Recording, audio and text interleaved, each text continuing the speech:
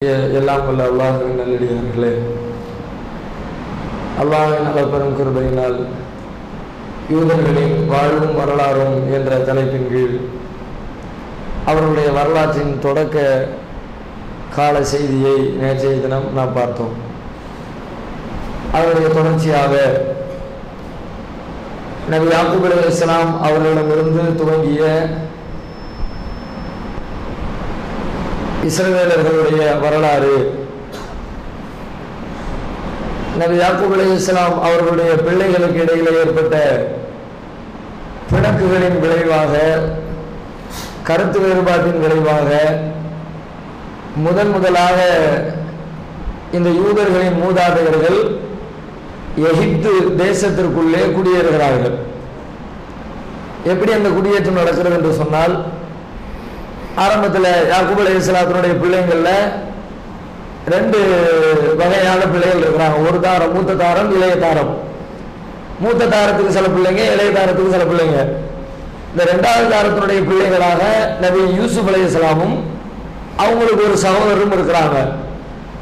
இந்த யூசுப் அலைஹிஸ்ஸலாத்தை யாக்கூப் அலைஹிஸ்ஸலாத்துக்கு ரொம்ப பிடித்திருக்கிறது. எப்போ பார்த்தாலும் யூசுப் நபியோடயே இருப்பாங்க. அந்த பிள்ளையை தூக்கி வச்சு கொஞ்சிறது, இந்த மாதிரி வேலையை செஞ்சுக்கிட்டே இருப்பாங்க. அப்போ அது மற்ற பிள்ளைங்களுக்கு பொறாமை ஏற்படுத்துது. நம்ம இவ்வளோ பெரிய டீமாக இருக்கிறோம், அவங்க 10 பேருக்கு மேலே இருக்கிறாங்க, இவ்வளோ பெரிய கூட்டமாக இருக்கிறோம், நம்ம தகப்பனார் எப்போ பார்த்தாலும் யூசுஃபையே கொஞ்சி கொண்டு இருக்கிறாங்க, நம்ம பக்கம் கவனம் செலுத்த மாட்டேங்கிறாங்க. அப்போ நம்ம யூசுஃபை ஏதாவது பண்ணினா தான் நம்ம பக்கம் நம்முடைய தந்தையுடைய பார்வை திரும்பும் அப்படின்னு முடிவெடுத்து யாக்கூப் நபி இடத்துல போய் ஆசை வார்த்தை காட்டி பேசுறாங்க. எப்போ பார்த்தாலும் தம்பியை நீங்களே வச்சுக்கிறீங்க, வெளியே அனுப்பவே மாட்டேங்கிறீங்க, எங்க கூட விளையாடுறதுக்கு அனுப்புங்க, நாங்கள் கூட்டிட்டு போயிட்டு வரோம் அப்படின்னு யாக்கூப் நபியை சமாதானப்படுத்தி யூசுப் நபியை அழைச்சிட்டு போயிடுறாங்க. சின்ன பிள்ளையா இருக்கிற நேரத்தில் அழைத்து கொண்டு போனதுக்கு பிறகு என்ன செய்யறது ஆலோசனை நடக்கிறது. எல்லாம் குர்ஆன்ல சூரா யூசுப் என்ற அத்தியாயத்தில் வரக்கூடிய வரலாறு. மற்ற நபிமார்களை பற்றி தெரிந்து கொள்வதாக இருந்தால் குர்ஆன்ல ஒவ்வொரு இடத்துலையும் தனித்தனியாக இருக்கும், தேடி பொறுக்கி தான் படிக்கணும். ஆனா யூசுப் நபியுடைய வரலாறு பொறுத்த வரைக்கும் நாம சிரமப்பட வேண்டிய தேவையே இல்லை. சூரா யூசுப் என்ற 12வது அத்தியாயத்துல ஆரம்பத்திலிருந்து தொடர்ச்சியாக படித்துக் கொண்டே வந்தால் வரலாறு முழுவதையும் நாம் தெரிந்து கொள்ள முடியும். அப்ப யூசுப் அலைஹிஸ்ஸலாத்தை அழைத்து சென்ற அவருடைய சகோதரர்கள் இவரை கொலை பண்ணிடலாம் அப்படின்னு முடிவு எடுக்கிறாங்க. இப்ப சில பேர் மறுக்கிறாங்க, வேண்டாம் வேண்டாம், கொலை செய்யறது பெரிய பாவம், கொலை பண்ண வேண்டாம், வேற என்ன பண்றது, இவரை எங்கேயாவது கண் தெரியாத ஒரு நாட்டில் ஒரு ஊர்ல கொண்டு போய் விட்டுட்டு வந்துருவோம் அப்படின்னு பேசுறாங்க. கடைசியில முடிவாக ஒரு முடிவுக்கு வர்றாங்க, பக்கத்துல ஒரு கிணறு இருக்குது, அந்த கிணத்துக்குள்ள தூக்கி போட்டுருவோம், அதுக்கப்புறம் அவர் பிழைக்கிறாரு சாகுறாரு எப்படியும் நடந்துட்டு போகிறதுன்னு சொல்லிட்டு கிணற்றுக்குள்ளே தூக்கி போட்டு விடுகிறார்கள். கிணற்றுக்குள்ள யூசுப் நபி போடப்பட்டதுக்கு பிறகு அந்த பகுதியாக ஒரு வியாபார கூட்டம் கொண்டு வருகிறது. அல்லாஹ் குர்ஆன்ல சொல்லி காட்டுகிறான், வஜாஅத் ஸய்யாரத்துன் ஃபஅர்ஸலு வாரிதஹும் ஃபஅத்லா தல்வா. ஒரு பயண கூட்டம் ஒன்று வந்து தண்ணீர் எடுப்பதற்காக தங்களின் வாளியை கிணற்றுக்குள்ளே போட்டார்கள். வாளி கிணத்துக்குள்ளே வர்றதை பார்த்த உடனே யூசுப் அலைஹிஸ்ஸலாம் வாளியை பிடிச்சுக்கிட்டாங்க. தண்ணி எடுக்கிறோம் இறைச்சா மேல தூக்குனா உள்ள இருந்து ஒரு அழகான சிறுவன் வருகிறார். தண்ணி எடுக்கிறவருக்கு ஆச்சரியமா இருக்கிறது. உடனே சத்தம் போடுறார், யா முஸ்ரா ஹாதா குலாம் வஸரு பில்லா வல்லாஹு அலீமும் பிமா கானு யஅமலூன். யா முஸ்ரா ஹாதா குலாம், இங்க பாருங்க, ஒரு நல்ல ஒரு சின்ன பையன் கிடைச்சிருக்கிறான் கிணத்துக்குள்ள இருந்து அப்படின்னு சத்தம் போடுறார். எல்லாரும் வந்து பாக்குறாங்க. பார்த்ததுக்கு பிறகு நல்ல பையனா இருக்கிறான, என்ன பண்ணலாம், இவனை வச்சு நமக்கு ஏதாவது ஆதாயம் அடையலாமா அப்படின்னு யோசிச்சு பார்த்துட்டு இவனை கொண்டு போய் எகிப்துல கொண்டு போய் விற்பனை பண்ணிடுவோம், அதுல இருந்து இருக்கிற காசை நம்ம பயன்படுத்திக்குவோம் அப்படின்னு அவனை யூசுப் நபியை மறைத்து கொண்டு எகிப்துக்கு அழைத்து செல்கிறார்கள்.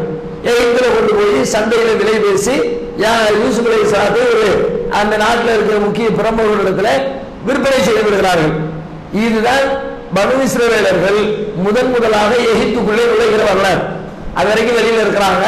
அப்ப யாக்கூப் அலைஹிஸ்ஸலாத்துடைய மகன் யூசுப் அலைஹிஸ்ஸலாம் முதல் தலைமுறை, இஸ்ரவேலர்களுடைய முதல் தலைமுறை. அப்பதான் ஃபர்ஸ்டா எகிப்து தேசத்திற்குள்ளே காலடி எடுத்து வைக்கிறார். அந்த எகிப்துக்குள்ள போனதுக்கு பிறகு அங்க யூசுப் நபி நிறைய விஷயங்களை சந்திக்கிறாங்க. கொஞ்சம் கொஞ்சமா வளர்ந்து பெரிய ஆளாக மாறுகிறார்கள். அந்த வீட்டில் இருக்கக்கூடிய பொம்பளையுடைய டார்ச்சர்லாம் தாங்க முடியாம ஒரு கட்டத்தில் சிறையில கொண்டு போய் அடைக்கப்படுறாங்க. சிறைச்சாலையிலே பல வருடங்கள் கழிந்து கொண்டிருக்கிற பொழுது அந்த நாட்டுடைய மன்னர் ஒரு கனவு காண்கிறார். அதுவும் அதே அத்தியாயத்தில் வருகிறது. இன்னி அரா சபா பக்கராத்தின் சிமானின் நான் ஒரு கனவு கண்டேன், 7 மெலிந்த ஆடுகள், 7 கொழுத்த 7 மெலிந்த மாடுகள், 7 கொழுத்த மாடுகள். இந்த மெலிந்த மாடுகள் கொழுத்த மாடுகளை சாப்பிட்டு விடுகிறது. அது மாதிரி 7 கதிர்களை பார்த்தேன், இன்னும் சில காய்ந்த கதிர்களையும் பார்த்தேன். 7 பசுமையான கதிர்களையும் காய்ந்த கதிர்களையும் பார்த்தேன். அதுக்கு என்ன விளக்கம் சொல்லுங்க அப்படின்னு பக்கத்தில் இருக்கிறவங்க கேட்கிறார்.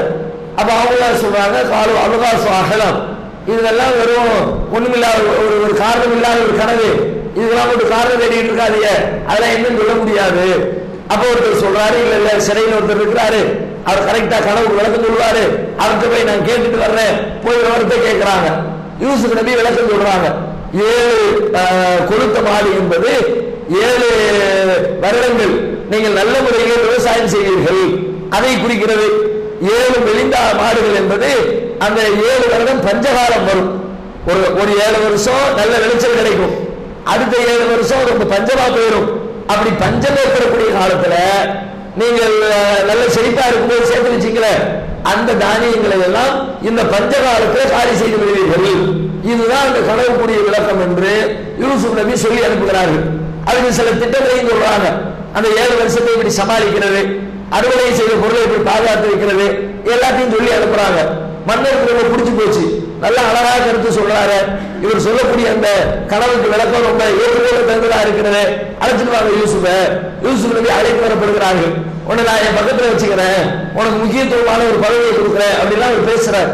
அப்ப யூசுப் நபி சொல்றாங்க, காலஜாலி அலா ஹஸாயில் அருள், என்ன நீங்க இந்த நிதியமைச்சராக நியமியுங்கள், கருவூலத்தை நிர்வாகம் செய்யக்கூடிய ஒரு நிதியமைச்சராக என்னை நியமனம் செய்யுங்கள், எனக்கு அதை பத்தி நாலேஜ் இருக்குது, நான் நாட்டு நிர்வாகத்தை நல்ல முறையில் கொண்டு போவேன். அதே அந்த அடிப்படையில் யூசுப் நபியுடைய பொறுப்புல நிதி அமைச்சகம் பொறுப்படுகிறது. அதுக்கு பிறகு அக்கம் பக்கத்து ஊர்கள் எல்லாம் பெரிய பஞ்சம். அவங்க சொன்ன மாதிரியே அந்த மன்னர் கனவு கண்டதை போல செழிப்பான ஒரு காலம் வருகிறது, அதே பிறகு பஞ்ச காலம் வருகிறது. பக்கத்து நாட்டில் இருக்கிற மக்கள் எல்லாம் எகிப்துக்கு வர்றாங்க பஞ்சம் கொடுக்கிறதுக்காக. தானியங்கள் கிடைச்சா வாங்கிட்டு போய் சாப்பிடுவதற்கு பயன்படுத்திக் கொள்ளலாம் என்பதற்காக பஞ்ச காலத்திலே மக்கள் எல்லாம் எகிப்தை நாடி வருகிறார்கள். அப்படி வருகிற பொழுது அந்த யூசுப் நபியுடைய முன்னாள் சகோதரர் இருக்கிறாங்களே, அவங்களும் எகிப்துக்கு வர்றாங்க. நமக்கு ஏதாவது சாப்பாடு கிடைக்குமா வந்து பாக்குறாங்க. யூசுப் நபிக்கு அடையாளம் தெரிந்து கொடுக்கிறார். நம்ம அண்ணன் மாதிரிலாம் வந்திருக்கிறாங்க, ஆனா வெளிப்படுத்தல. விவரத்தை எல்லாம் கேட்கிறாங்க, வெளிப்படுத்தாம உங்களுக்கு தேவையான தானியங்களை கொடுத்து அனுப்பிவிட்டு உங்க வீட்டுல வேற யாரும் இருக்காங்களா? அவன் இருக்கிறாங்க, ஒரு தம்பி ஒருத்தர் இருக்கிறாரு, அடுத்த அவரையும் கூட்டிட்டு வாங்க, எல்லாரையும் கூட்டிட்டு அது மாதிரி வர்றாங்க. யூசுப் நபியுடைய சகோதரர் அழைத்து வரப்பட்டு அந்த நேரத்தில் தானியங்களை அளந்து கொடுக்கும் பொழுது யூசுப் நபிக்கு ஒரு ஆசை, இந்த தம்பியை நம்ம பக்கத்துல வச்சுக்கணும். அதுக்கு என்ன பண்ணலாம், இவர் மேல ஏதாவது ஒரு குற்றச்சாட்டை சொல்லி அவரை நம்ம புடிச்சு வச்சுக்குவோம் அப்படின்னு முடிவெடுத்து அந்த தானியங்களை அளந்து கொடுக்கக்கூடிய இடத்துல சொல்கிறார்கள், நீ அளந்து கொடுக்கும் போது இந்த பையனுடைய மூட்டையில அளந்து கொடுக்கிற பாத்திரத்தை மறைச்சு வச்சிரு. அவங்க திரும்ப போகும்போது இந்த பாத்திரத்தை காணும், யாரோ எடுத்திருக்கீங்க, செக் பண்ணுவோம், கடைசியில அந்த பையில ஒன்று கிடைக்கும், திருடிட்டான்னு சொல்லிட்டு ஆளை பிடிச்சு வச்சுக்கலாம் என்று ஒரு விஷயத்தை சொல்லி கொடுத்து திட்டம் போட்டு அந்த மாதிரி வேலை நடக்கிறார். எல்லாம் சாமான கட்டிட்டு புறப்பட்டாங்க. புறப்பட்ட உடனே அவர் அழைக்கிறார், சம்பந்தப்பட்ட அந்த அதிகாரி கூப்பிடுறார், இங்க அளவு பாத்திரத்தை காணும், யாரு இருக்கா, நீங்க தான் யாரும் எடுத்துருக்கீங்க, எல்லாரும் பையை திறந்து காட்டுங்க. பையை திறந்து பார்த்தா இவருடைய பையிலே இருக்கிறது. பையில திறந்து பார்த்த உடனே அவங்க எல்லாம் சொல்றாங்க, கேட்கிறாங்க யூசுப் நபி, என்ன செய்யறது, திருடிட்டா என்ன பண்றது, நாங்க புடிச்சு வச்சுக்குவோம், உங்க நாட்டு சட்டப்படி இதுக்கு என்ன தண்டனை கேட்கிறாங்க.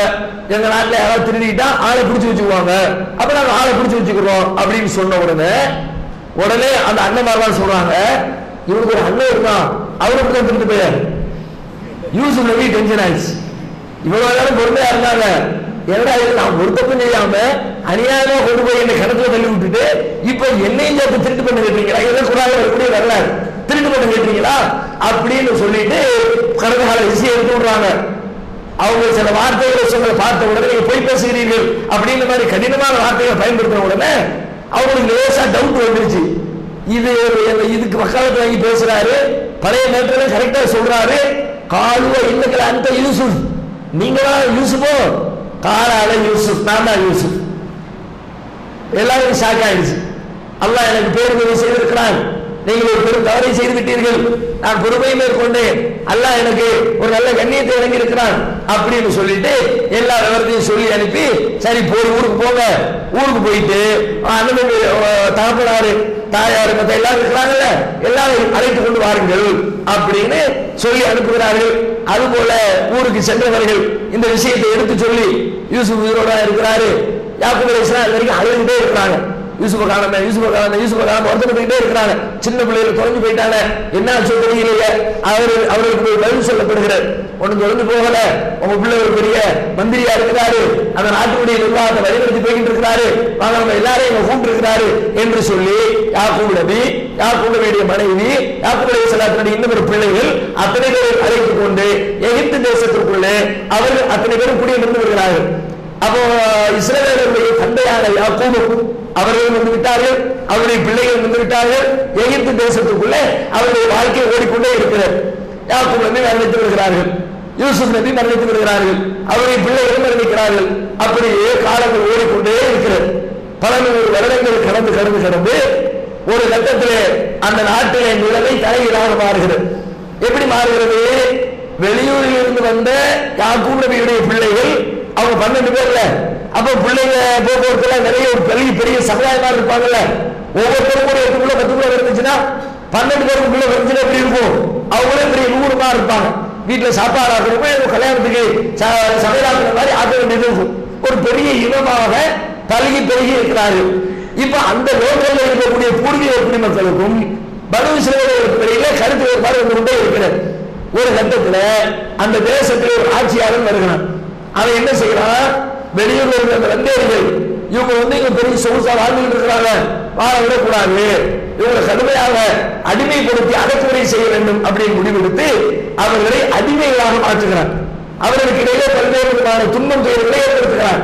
யார் இந்த மன்னர் என்று சொன்னால் அவன் தான் வரலாற்றிலே நாம படிக்கக்கூடிய மூசா அலைஹிஸ்ஸலாத்துடைய எதிரியாக வாழ்ந்த ஃபிரௌன் மன்னனாக வந்ததுக்கு பிறகு அப்பதான் பனு இஸ்ரவேலர்களுக்கு போராட காலம் ஆரம்பிக்கிறது. கடுமையாக துன்பப்படுத்துகிறான். அல்லாஹ் இந்த வரலாறு சொல்கிறான், வனத்துலு அலைக்கும் மின் நபி மூசா வ ஃபிரௌன பில் ஹக்கி லிகௌமி யுமினூன். மூசாவுடைய வரலாற்றையும் ஃபிரௌனுடைய வரலாற்றையும் உண்மையான அடிப்படையில் உங்களுக்கு நாம் சொல்லி தருகிறோம். என்ன நடந்தது? இன்ன ஃபிரௌன அலா ஃபில் அர்தி, ஃபிரௌன் பூமியிலே பெருமை எடுத்துக் கொண்டிருந்தான். பஜால அஹ்லஹா ஷியன், அவர்களில் ஒரு சாராரை அந்த ஊரில் இருந்த மக்களை பல கூடுதலாக பிளவுபடுத்தி வைத்திருந்தான். அவர்களில் ஒரு பிரிவினரை அடிமைப்படுத்தி இருந்தான். அவர்கள் மீது அடக்குமுறையை கட்டவிழ்த்து விட்டான். எந்த அளவிற்கு அடக்குமுறை என்று சொன்னால், அவர்களின் ஆண் மக்களை எல்லாம் கொலை செய்துவிட்டு பெண் மக்களை மாத்திரம் மிச்சம் வைத்தான். உலக வரலாற்று ஒரு பெரிய கொடுமை. பனு இஸ்ரவேலர்கள் சந்தித்த ஒரு காலகட்டம் என்று சொல்றதா இருந்தா அது ஃபிரௌனுடைய காலகட்டத்தில். ஆம்பளை பிள்ளைகளை கூட சொல்லிட்டு பொம்பளை பிள்ளைகள் மட்டும் வச்சா நாடு உருப்படுமா, சமுதாயம் வளருமா, ஒழுக்க சீர்கேடுகள் வலிந்து போயிடும்.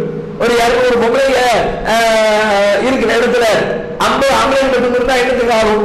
அப்ப இந்த 150 பேருடைய பாலியல் தேவைகளை பூர்த்தி செய்வதற்கு ஆம்பளைகள் கிடைக்க மாட்டாங்க. அவங்க வேற மாதிரியான வழிமுறைகளை தேடுவாங்க, நல்லவனும் கெட்டு போயிடும், சமுதாயம் நாசமா போயிடும். அப்ப சமுதாயத்தை படுகொலையிலே தள்ளக்கூடிய அந்த மக்கள் தலையிலிருந்து நிற்கக்கூடாது, வாரிசுகளே உருவாகக்கூடாது என்ற சிந்தனையோடு ஆண் மக்களை எல்லாம் கொன்றுவிட்டு பெண் மக்களை மாத்திரமே மிச்சம் வைக்கிற அளவிற்கு கடுமையான இன்னல்களையும் இடையூறுகளையும் பனு இஸ்ரவேலர்களுக்கு ஃபிரௌன் வழங்கி கொண்டே இருக்கிறான். இந்த காலகட்டத்தில் இந்த கொடுமையிலிருந்து பனு இஸ்ரவேலர்களை விடுவிக்க வேண்டும் என்பதற்காக வேண்டி அல்லாஹ் ஒரு விடுதலை வீரரை அனுப்புகிறான். அவங்க தான் மூசா அலைஹிஸ்ஸலாம்.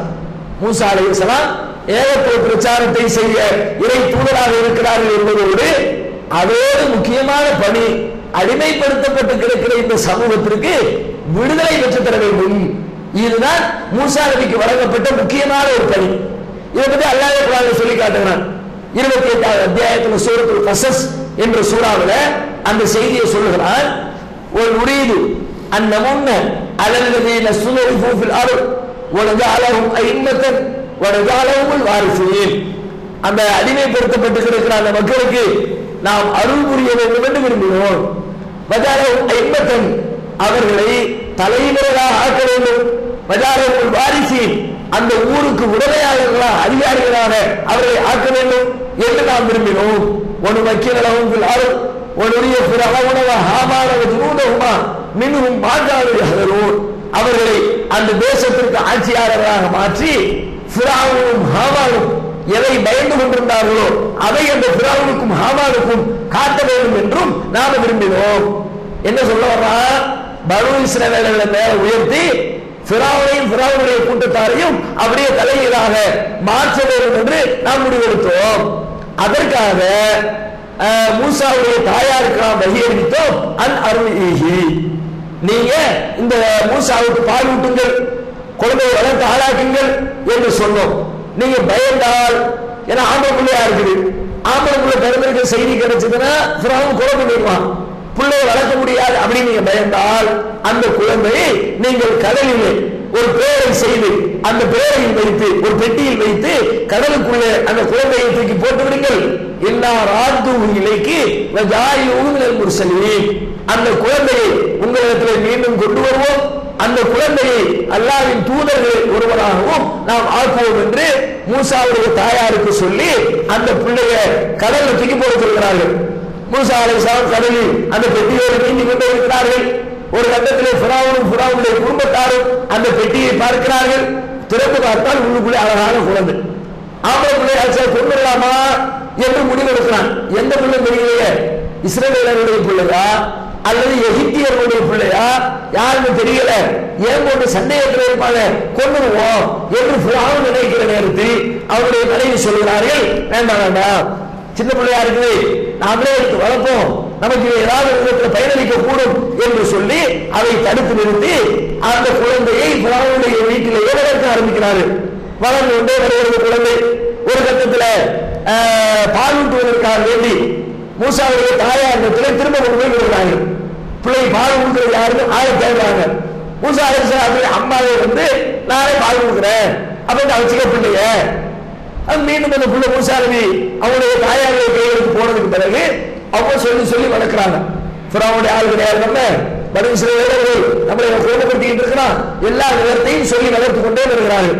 ஒரு கட்டத்தில் மூசா அலைஹிஸ்ஸலாம் முழுக்க முழுக்க ஃபிரௌனுடைய வீட்டிலே வளர்ந்தாலும் பனூ இஸ்ரவேலர் என்ற சிந்தனையோடு வளர்கிறார்கள். நாம இந்த வீட்டில் வளர்றோம், ஆனா நம்ம இந்த சமூகத்தை சார்ந்தவங்க கிடையாது, நம்ம இஸ்ரவேல் சமுதாயத்தை சார்ந்தவங்க தான் அப்படின்ற சிந்தனையோடு மூசா அலைஹிஸ்ஸலாம் வளர்ந்து கொண்டே வருகிறார்கள். பிரச்சனை ஒரு கட்டத்தில் 2 பேருக்கு சண்டை நடக்கிறது. சண்டையில போய் சமாதானம் பண்ணலாம்னு போறாங்க. ஒரு பனூ இஸ்ரவேலர் ஒருத்தனுக்கும் எகிப்து சமுதாயத்தை சார்ந்த ஒருவனுக்கு இடையே சண்டை நடக்கிறது. சண்டையில சமாதான பேச்சுவார்த்தைக்கு போறாங்க. அவன் கேட்க மறுக்கிறான். லைட்டா ஒரு பரிசு பண்றாங்க, ஆள் காலி ஆகிறான். ஒரே ஒரு அடிதான், இழுத்து போட்டு குத்துற வேலைலாம் கிடையாது, ஓடி ஒரு குத்து, ஆளு காலி. பிரச்சனை ஆயிடுச்சு. மூசா கொண்டுட்டாராம்ல, மூசா ஒருத்தர் கொண்டுட்டாராம்ல, இதுக்கு மேல இங்க இருந்தா நம்மளை கொண்டு போடுவாங்கன்னு சொல்லிட்டு அங்கிருந்து புறப்பட்டு மதியனுக்கு பயணப்படுகிறார்கள். பக்கத்து ஊருக்கு பல வருடங்கள் மதியனில் போய் குடியேறுகிறார்கள். அங்கே சென்று திருமணம் எல்லாம் முடிக்கிறார்கள். திருமணம் எல்லாம் முடித்ததற்கு பிறகு மீண்டும் தன்னுடைய ஊருக்கு திரும்பி வர வேண்டும் என்று மனைவி மக்களை அழைத்துக் கொண்டு வருகிற பொழுது அப்பதான் வழியில அல்லாஹ் மூசா நபியை அழைத்து பேசுகிறான். சூரத்து தாஹா 20வது அத்தியாயத்துல மூசா அலைஹிஸ்ஸலாத்தை இறை தூதராக தேர்வு செய்யக்கூடிய வரலாற்றை அல்லாஹ் சொல்லிக் கொண்டே வருகிறான். ஒரு நெருப்பு தெரியும், தூரத்துல இருட்டா இருக்குது, நெருப்பு இருக்குது, ஏதாவது வெளிச்சத்துக்கு நெருப்பு கிடைக்குமான்னு பார்த்துட்டு வர்றேன் என்று அதை நோக்கி நடக்கிறார்கள். பக்கத்துல நெருப்புக்கு பக்கத்துல வந்த உடனே அங்க அல்லாஹ் பேசுகிறான். யா மூசா இன்னி அல ரப்புக, நான் தான் உனது இறைவன், ஃபக்லா நாளைக்க உங்க காலில் இருக்கிற செருப்பு கலட்டுங்க, இன்னைக்கு வாதில் முகத்தசி துவா, நீங்கள் பரிசுத்தமான ஒரு இடத்துல இருக்கிறீர்கள் அப்படின்னு சொல்லிட்டு நிறைய விஷயங்களை மூசா நபியோடு அல்லாஹ் பேசிக்கொண்டே இருக்கிறான். பேசிட்டு கடைசியில் அல்லாஹ் சொல்றான், 2 அற்புதங்களை கொடுத்து இங்கிருந்து நீங்கள் செல்லுங்கள். எங்கே செல்லுங்கள்? ஃபிரௌனிடத்திலே செல்லுங்கள். சென்று பனூ இஸ்ரவேலர்களை என்னோடு அனுப்பிவிடு என்று சொல்லுங்கள். அவர்களை வேதனைப்படுத்தாது, அடிமைப்படுத்தாது, இஸ்ரவேலர்கள் சமுதாயத்தை என்னோடு அனுப்பிவிடு என்று ஃபிரௌனிடத்திலே நீங்கள் முறையிட வேண்டும் என்று மூசா அலைஹிஸ்ஸலாத்துக்கு அல்லாஹ் கட்டளை இருக்கிறார். அப்ப மூசா மூசா அலைஹிஸ்ஸலாம் பயப்படுறாங்க. யா அல்லாஹ், ஃபிரௌன் ஏற்கனவே பஞ்சாயத்து இருக்குது, என்ன கொண்டு போடுவான் பயந்துக்கிட்டானே, நான் ஊரை விட்டு ஓடுறேன், திரும்ப முதலவாயில போய் சிக்கிற மாதிரி வம்படியா நாங்க போக சொல்றிய அப்படின்னு மூசா பயப்படுறாங்க. அல்லாஹ் ஆறுதல் சொல்ல பயப்படுறாங்க. இன்னி அஸ்மாவுவாரா, உன் கூட நான் இருப்பேன், கண்காணிச்சுட்டே இருப்பேன், உன்னை யாரும் கிட்ட வர முடியாது, இதுதான் பயப்படுறாங்க. அப்ப என் சகோதரர் ஹாரூனை எனக்கு துணையாக அனுப்ப, அவரை ஒரு நபியாக மாற்ற. சரி, நீங்க கேட்ட மாதிரி ஹாரூனை நபியாக்கி 2 பேரும் சேர்ந்து ஃபிரௌனுடைய சபையிலே போய் பனூ இஸ்ரவேலர்களுடைய விடுதலைக்காக குரல் கொடுக்க வேண்டும் என்று அல்லாஹ் சொல்லி அனுப்பினார். மூசா நபி வருகிறார்கள், ஃபிரௌனுடைய சபையிலே பேசுகிறார்கள். இன்னி ரசூலும் மின் ரப்பில் ஆலமீன், யா ஃபிரௌன், ஃபிரௌனே, அகிலத்தின் ரட்சகரிடமிருந்து அனுப்பப்பட்டிருக்கிற தூதராக நான் வந்திருக்கிறேன். அந்த அரிசி மாலா பனி இஸ்ராயீல், என்னோடு இஸ்ரவேலர்களை அனுப்பிவிடு, அவர்களை வேதனைப்படுத்தாது, அடிமைப்படுத்தாது என்று ஃபிரௌனுடைய சபையில இஸ்ரவேலர்களின் விடுதலைக்காக நபி மூசா அலைஹிஸ்ஸலாம் விடுதலை போர் நடத்துகிறார்கள். நிறைய விஷயங்கள் பேசுறாங்க. அவனுக்கு எத்தனை பதில் சொல்றாங்க. சொல்லிக்கொண்டே இருக்கும்போது திடீர்னு கொஞ்ச நேரத்துக்கு பிறகுதான் ஃபிரௌனுக்கு தோன்றுகிறது, இவன் நமக்கு ஏதோ பெரிய லிங்க் இருக்கிற மாதிரி தெரியல, இந்த ஆளுக்கு நமக்கு ஏதோ பழக்கம் இருக்கிற மாதிரி தெரியல அப்படின்னு கொஞ்ச நேரத்துக்கு பிறகு ஃபிரௌன் கேட்கிறான். அலம்னு ஒப்பிக்க வீணா வலீதன் உலபித்த வீணாவின் அமுரிக்க சினீன், எப்ப நீ சின்ன வயசா இருக்கும்போது என் வீட்டுல வளர்ந்திய அந்த மூசா வேற நீங்க கண்டுபிடிச்சுனா வந்திருக்கிற மூசா தான் வந்திருக்கிறாரு, அப்பதான் தெரியல அவரை கேட்கிற வலபித்த வீணாவின் அமுரிக்க சினீன், ரொம்ப காலமா நம்ம வீட்டு தோட்டத்திலே வளர்ந்திருக்கிற, இப்போ என்ன புதுசா அல்லாஹ் வந்திருக்கிறான், அல்லாஹ் என்ன அனுப்பி விட்டா ரசூலா இருக்கிற இஸ்ரவேலர்களுக்கு குரல் கொடுக்க போறது, என்ன பெரிய விடுதலை போர் நடத்திட்டு இருக்கிற, என்ன செய்தி அப்படின்னு கேள்வி கேட்கலாம். சொல்றா மேலும் சொல்றான், உன்னை நான் எவ்வளவு அழகா வளர்த்தேன், நன்றி கிட்டத்தனமாக இந்த மாதிரி காரியத்தை செஞ்சுக்கிட்டு என் சமுதாயத்தில் கொலை பண்ணிவிட்டு ஊரை விட்டு ஓடி போனது நடப்பாங்க அப்படின்னு கேட்கிறான். மூசா அலைஹிஸ்ஸலாம் பதில் சொல்றாங்க, கால பால்துவா இது அவனை செய்யத்தான் செஞ்ச பின்ன செஞ்சப்பா வேற செஞ்ச இதன் அளவில் இல்லையும் விவரம் தெரியாத காலத்தில் என்ன செஞ்சுட்டேன், மின்கும் நம்ம சுத்துக்கும் அதை செஞ்சு விட்டு உங்களுக்கு பயந்து ஊரை விட்டு போடுவேன். என் இறைவன் எனக்கு ஞானத்தை தந்தான், நபியா என்னை நபியாக ஆக்கி இருக்கிறான், அறியாத காலத்தில் செஞ்சதுக்காக இப்போ வந்து பேசிக்கிட்டு இருக்கிற. சரி, திருக்க ஞாபகத்தும் தமிழ்நுகா அல்ல இஸ்ராயீல், எனக்கு செய்த உதவிகளை சொல்லி காட்டி இஸ்ரவேலரை அடிமைப்படுத்துகிறாயா? எனக்கு செஞ்சனா என்ன அடிமையா வச்சா பிரச்சனை இல்லை, உடனே செஞ்சிருக்கிறோம்ல, எனக்கு இந்த வேலையை செய்ய சொன்னா ஏற்றுக்கலாம். எனக்கு செய்த அருளை சொல்லி காட்டி இஸ்ரவேலர்களை அடிமைப்படுத்துவதை எப்படி நீ நியாயப்படுத்துகிறாய்? மரியாதை இஸ்ரவேலரை கூட அனுப்பு, இல்லாட்டி நான் ஒத்துக்க மாட்டேன், கண்டிப்பா நீ அனுப்பிய தீர வேண்டும் என்று மூசா நபி பேசுகிறார்கள். அவன் ஏற்றுக்கொள்ள மறுக்கிறான். திரும்ப திரும்ப சொல்லி பார்க்கிறார்கள், ஏற்றுக்கொள்ள முடியாது, அதெல்லாம் அனுப்ப முடியாது என்று அவன் திட்டமிட்டதாக மறுக்கிற பொழுது அல்லாஹ் ரப்பல் ஆலமீன் சில அற்புதங்களை அவர்களை நம்ப வைப்பதற்காக வேண்டி சில வேலைகளை செய்து காட்டுகிறார். என்ன வேலை? நாமெல்லாம் அதிகமா தெரிந்திருக்கிற முதல் வேலை, அந்த பாம்பத்துக்கு கம்பத்துக்கு போட்டு பாம்பா மாத்துறது, சட்டப்பேரவை கையை விட்டு ஒரு பெரிய வெளிச்சத்தை ஏற்படுத்துறது, இதையெல்லாம் செஞ்சு காட்டுறாங்க. நான் அல்லாஹ்வுடைய தூதரா என்று ரொம்ப வைக்கிறது, அவங்க ஒரு மாதிரி தெரியல. அதுக்கு அல்லாஹ் பார்த்தா இவங்க இப்படி சொன்னா புரியாது, வேற ஸ்டைல சொல்லுவோம், அவரை பயமுறுத்துற மாதிரி சொல்லுவோம் என்று சொல்லி அவர்களுக்கு சில சோதனைகளை கொடுக்கிறான். தூஃபான், ஒரு பெரிய வெள்ளத்தை அனுப்புகிறான். தண்ணி கொட்டு வானம் பிச்சுக்கிட்டு ஊத்துது, பூமி பீறிட்டு கிளம்புகிறது, எங்கு பார்த்தாலும் தண்ணி இல்லை, ஆடு மாடுகளை மிதக்கிற அளவுக்கு கடுமையான வெள்ள பெருக்கி ஏற்படுகிறது. மூசா நபி ஏற்கனவே சொல்லி வச்சிருக்கிறாங்க, பாத்துக்க நீ இது மாதிரி ஒத்துக்கிடல, இது மாதிரி அந்த ரொம்ப பண்ணிக்கிட்டு இருந்த அல்லாஹ் ஒரு வெள்ளத்தை அனுப்பிடுவான். சொன்ன மாதிரி வெள்ளம் வந்துருச்சு. வந்த உடனே பார்த்தாங்க அவருடைய கூட்டத்தாரும் மூசா நபி கிட்ட பேசுகிறாரு. யா மூசா உதவியா ரப்பக்க, ஒரு இறைவனிடத்தில் பிரார்த்தனை செய்யுங்க. பலம்மா கசப்ராலும் ஒரு ருஜிசைலா அஜலின் உம்பாலிகு இதாவது எனக்கு சொல், இந்த காரியத்தில் எங்களுக்கு விடுதலை வாங்கிட்டாங்க, இந்த பாதிப்பில் பாதுகாப்பிற்கு அல்லாஹ்விடத்தில் துஆ செய்யுங்க. அப்படி அல்லாஹ் எங்களை காப்பாற்றினா என்று சொன்னால் நீங்க கேட்கிறது மாதிரி இஸ்ரவேலர்களை உங்க கூட அனுப்பி வச்சுறேன், ரொம்ப கஷ்டமா இருக்குது, நீங்க துஆ செஞ்சு நிப்பாட்டுங்க. மூசா நபி துஆ செய்றாங்க, யா அல்லாஹ் இந்த வெள்ளத்தை நீ நிப்பாட்டிரு, துவா செஞ்ச உடனே வெள்ளம் நின்று போகிறது, வடிந்து போகிறது. வடிந்த உடனே அனுப்பணுமா இல்லையா? வெள்ளம் வெளிச்சு இருந்தவங்க அதுல அப்பம் பேச இப்பமா அனுப்ப போ அப்படிங்கிறான். திரும்ப மாட்டாங்க. மீண்டும் அடுத்த ஒரு சோதனை ஜராத. அடுத்து வெட்டுக்கிளிகளை அனுப்புகிறான். ஊருக்குள்ள எங்க பார்த்தாலும் வெட்டுக்கிளியா இருக்கு. சோத்தத்துனா சோத்திரத்தை அப்ப வெட்டுக்கிளி உட்கார்ந்து சோத்தத்திங்கதான் வெட்டுக்கிளி திங்கதான். இப்படியே கை வைக்கிறவோ நடக்கிறவோ. சில நேரத்தில் மழை காலம் வந்துச்சுன்னா ஈசல் விரும்ப தெரியுங்களா? 2 மணி நேரம் தான் ஈசலுக்கான மொத்த லைஃப். 2 மணி நேரம் 3 மணி நேரம் தான் ஈசலுடைய ஆயுள் காலமே. அந்த 2 மணி நேரம் உயிர் வாழக்கூடிய அந்த ஈசலு திடீர்னு வீட்டுக்குள்ள வந்துச்சுன்னா எங்க பாடுபடுத்து வீடு கூட நினைவு போயிடு. 2 மணி நேரத்துல செத்து. அதுவே 20 மணி நேரம் இருந்துச்சுன்னா, அதுல 2 நாளைக்கு உயிர் வாழக்கூடிய பிராணியா இருந்துச்சுன்னா அவ்வளவு ஒண்ணும் செய்ய முடியாது. சாப்பாட்டுல அதுல இதுல எங்க போனாலும் சரி ஈஸ்வரா இருந்துச்சுன்னா எப்படி இருக்கும்? அது மாதிரி எங்கு பார்த்தாலும் வெட்டுக்கிளிகளாக இருக்கிறது. திரும்ப வந்து பூசாவில ஹெல்ப் பண்ணுங்களேன், யாரெல்லாம் பாத்துக்க. வெட்டுக்கிளி போயிடுச்சு. அதான் போயிடுச்சு, இன்னும் பிரச்சனை இல்லப்பா, அதெல்லாம் முடிஞ்சு போச்சு. இன்னும் இப்ப வராங்க. திரும்ப மாட்டாங்களாம். ஒரு கும்பல பேனை எழுப்புகிறான். ஒரே யாரும் பார்த்தாலும் பரப்பர பரப்பரன்னு சொல்லிக்கிட்டே வாங்கணும். தலை முழுக்க பேரு எப்படி இருக்கும்? ஒரு வேலை செய்ய முடியுமா? எல்லா வசதியும் இருந்தாலும் சரி, தலையில பேர் எடுத்துக்கிட்டு இருந்தா அதை சொல்லிக்கிற வேலையை மட்டும் தான் பார்த்துக்கிட்டு இருக்கும், வேற ஒன்றும் கிடைக்காது. பேனை அனுப்புறான், பேனுக்கு துவா செய்யறாங்க, அது நீங்குது. மீண்டும் மாறுறா ஒரு நசாதிய. அடுத்த தவறைகளை அனுப்புகிறான். எங்க பார்த்தாலும் ஒரே தவறையா இருக்கிறது. அதுக்கு அதையும் மீறுகிறார்கள். பத்தமே ரத்தத்தை அனுப்புகிறான். வல்ஜராத ஒரு கும்மல ஒரு லஃபாதிய பத்தமே ஆயாத்தின் முஃபஸ்ஸலாத். இப்படி பல்வேறு சான்றுகளை அல்லாஹ் அனுப்பி அவர்களை சோதிக்கிறான். ஒவ்வொரு சோதனைகளின் போதும் நான் திரும்பி எழுதுகிறான். சோதனை விலகிய பிறகு அதை போயிட்டு வாங்கிறார்கள். இப்படி இதற்கு பிறகு ஒரு திருநெல்வேலி என்று சொன்னால் மயிலே இரவு போடுமா போடாது, மயில முடிஞ்சு புரிஞ்சிட வருகிறா அப்படின்னு அல்லாஹ் குடி கொடுத்து மூசாவை அழைச்சு சொல்றான். மூசாவே, இதுக்கு மேல 2 பேச்சுவார்த்தை கட்டிக்கிட்டு இருக்காங்க. இல்லை, நீங்கள் என்னுடைய அடியார்களை அழைத்துக் கொண்டு இரவோடு இரவாக வண்டியை கட்டுங்க. நைட் நேரத்தில் புறப்பட்டு கிளம்பிடுங்க. கிளம்புங்கன்னு சொல்லிட்டு அடுத்து இன்னொரு செய்தியை சேர்த்து சொல்லலாம். புறப்பட்ட உடனே ஈஸியா போயிடல நினைக்காதீங்க. இன்னும் முத்தமாக உன் மாமன் பின்னாடி வருவாங்க, துரத்தி கொண்டு வருவார்கள்.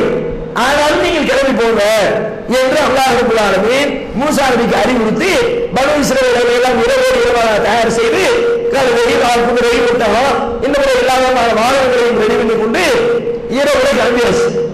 பார்த்துட்டு முஷ்ரிக்கீன் காலை நேரம் நைட்ல நேரம் தெரிஞ்சிருச்சு.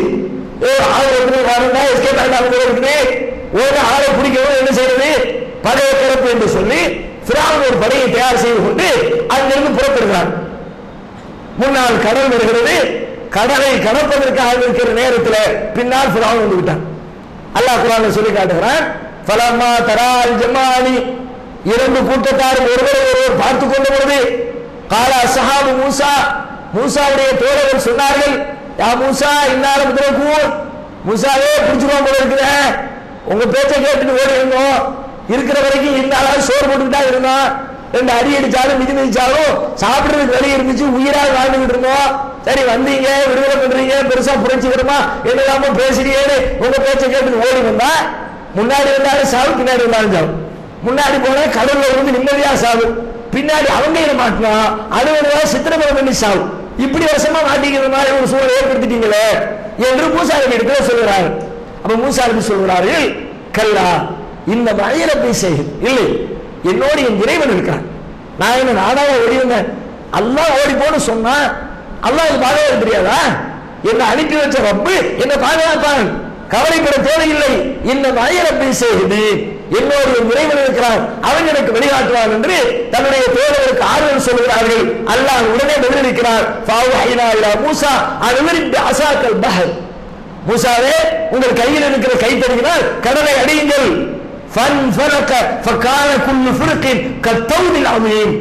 கடல் பிளந்தது, 2 புறங்களிலும் 2 பெரும் மலைகளை போன்று பிளந்து நின்றது. கடலே 2 சோறு வச்சு கட்டுனது மாதிரி, இந்த பக்கம் ஒரு மலை இந்த பக்கம் ஒரு மலை நிப்பாட்டினா அப்படி இருக்கும். அது மாதிரி கடல் தண்ணீர் மலையை போன்று உயர்ந்து பிரிந்து நிற்கிறது. நடந்து செல்கிற கட்டாந்தரை ஏற்பட்டு விட்டது. வண்டியை கிளப்பு வேண்டாம். மூசா அலைஹிஸ்ஸலாம் விட்டாச்சு. அங்க பின்னாடி ஃபிரௌன் ஓடி வந்தாச்சு. சம்மல் ஆகரி பின்னால் இந்த கூட்டத்தாரை பக்கத்தில் கொண்டு வர செய்து விட்டோம். அப்பமாவது யோசிக்கணும், இல்லை இது நடக்காத ஒரு காரியம் நடக்குது, நினைச்சு பார்க்க முடியாத அதிசயங்களை அந்த ஆள் செஞ்சுக்கிட்டு இருக்கிறாரு, இதுக்கு ஏதோ ஒரு தெய்வீக உதவி இருக்கிறது, இல்லாட்டி மனுஷனால் இது முடியாது அப்படின்னு யோசித்து திரும்பி இருக்க வேண்டும். ஆனா ஃபிரௌனுக்கு அந்த சிந்தனை வரவே இல்லை. அதான் ஓப்பனா போயிடுவோம், அவர் போனா நம்ம போக முடியாதா, அது நம்மளும் போயிடுவோம், முடுங்கடா வண்டி வேண்டாம். உள்ள விட்டு மைய பகுதிக்கு அவர்கள் வருகிறார்கள்.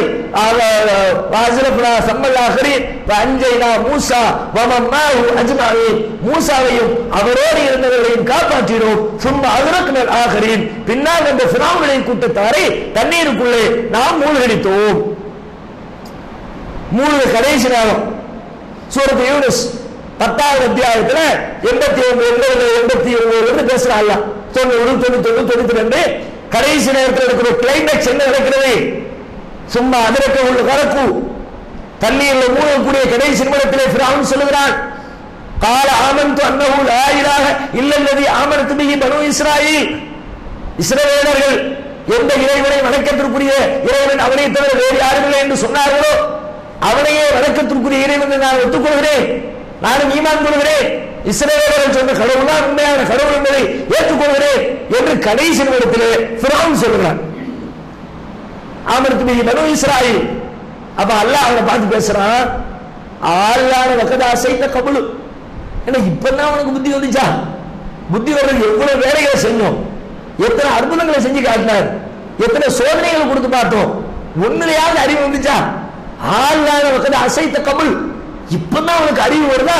இதுவரைக்கும் நீ அதுக்கு மாறு செய்து கொண்டிருந்தாயே, குந்தமிழர் முஃப்சிதீன் குழப்பம் விளைவிக்கக்கூடியவர்களில் ஒருவராக இருந்தாயே, இப்படி அநியாயமா சாகர நேரத்தில் சங்கராங்கிறீங்களா? இந்த சங்கராவுக்கு பிரயோஜனம் கிடையாதுங்களா? சொல்லிட்டு மேலும் அல்லாஹ் தொடர்ந்து பேசுகிறார். இன்றைய தினம் உனஜி கபி பதனிக்க உனது உடலோடு உன்னை நாம் பாதுகாப்போம். நீ தக்கூடல் என்னும் கல்பக்காயா, உனக்கு பின்னால் வருகிறவர்களுக்கு அத்தாட்சியாக இருப்பதற்காக உன் உடலோடு உன்னை நாம் பாதுகாப்போம் என்று அல்லாஹ் ரப்பல் ஆலமீன் சொல்லி அவரது கதையை முடிக்கிறான். இது ஃபிரௌன் அழிக்கப்படுகிறான், மூசா நபி காப்பாற்றப்படுகிறார்கள், கடல் எகிப்தில் இருந்து வெளியே போயாச்சு. யூசுப் அலைஹிஸ்ஸலாம் காலத்துல இந்த வரலாறு பார்க்கறதுங்க. இவ்வளவு நேரம் சொன்னது மூசா நபியுடைய வரலாறு சொல்றதுக்காக இல்ல. எகிப்துக்குள்ள யாக்கூப் நபியுடைய காலத்தை குடியேறியவர்கள் மூசா நபியுடைய காலத்துல எகிப்தில் இருந்து வெளியேறுகிறார்கள், அந்த கடலை கடந்து அடுத்த தேசத்துக்குள்ளே குடியேறுகிறார்கள். இதை பார்ப்பதற்கு தான் வரலாறு சொல்கிறோம். இதுல வரலாற்றோடு சம்பந்தப்படாவிட்டாலும் நாம தெரிந்து கொள்ள வேண்டிய இன்னொரு செய்தி இருக்கிறது. இந்த ஃபிரௌனுடைய வரலாறு இருக்குல்ல, ஃபிரௌனை பத்தி சொல்லும் போது அவருடைய உடல் இருக்கிறது, அது இந்த மியூசியத்துல கூட பாதுகாப்பா இருக்கிறது என்ற ஒரு செய்தி பரவலாக பல காலமாக நாங்கள் நமது மக்கள் மத்தியிலே சொல்லப்பட்டுக் கொண்டு வருகிற ஒரு செய்தி. ஆனால் அதை நாம சிந்தித்து பார்க்கிற ஒரு குர்ஆனுடைய வசனத்தை அதனுடைய அர்த்தத்தை நல்ல கூர்ந்து கவனித்து சரியான முறையில் மொழிபெயர்த்து படிக்கிற பொழுது ஃபிரௌனுடைய உடலை காலாகாலத்திற்கும் பாதுகாத்து வைப்பதாக அல்லாஹ் சொல்லவே இல்லை. நாம சொல்லிக்கிட்டு தான் இருக்கிறோம், பல வருஷமா சொல்றோம். நிறைய பேர் செல்போன்ல எல்லாம் வச்சிருப்பாங்க, இந்த பாருங்க ஃபிரௌனுடைய உடம்பு அல்லாஹ் குர்ஆன்ல சொல்லி இருக்கிறான் என்று நாம சொல்லிக்கிட்டு இருக்கிறோம்ல.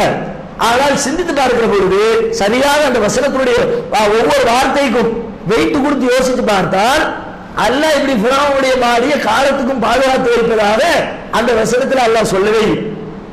இன்னும் சொல்றதா இருந்தால் அந்த வசனம் என்ன சொல்லுவது தெரியுமா? கரெக்டா அந்த வசனத்தை நீங்க மொழிபெயர்த்தால் இன்றைய தினம் அவரிடத்துல நேரம் அல்லாஹ் பேசுறான். ஏன்னா இப்பதான் அவருக்கு அறிவு வந்துச்சான்னு சொல்லிட்டு இன்றைய தினம் நுணஜிக்க உன்னை பாதுகாப்போம், பதனிக்க உன் உடலோடு பாதுகாப்போம். இன்றைய தினம் உன்னை உன் உடலோடு பாதுகாப்போம். தக்கூணலிமன் கல்பகாயா, உனக்கு பின்னால் இருக்கிறவர்களுக்கு ஒரு அத்தாட்சியாக இருப்பதற்காக இன்னைக்கு உன் உடலோடு உன்னை பாதுகாப்போம். இன்னைக்கு நல்லா சொன்னாங்களா, அந்த வார்த்தைக்கு அர்த்தம் கொடுக்கணுமா இல்லையா?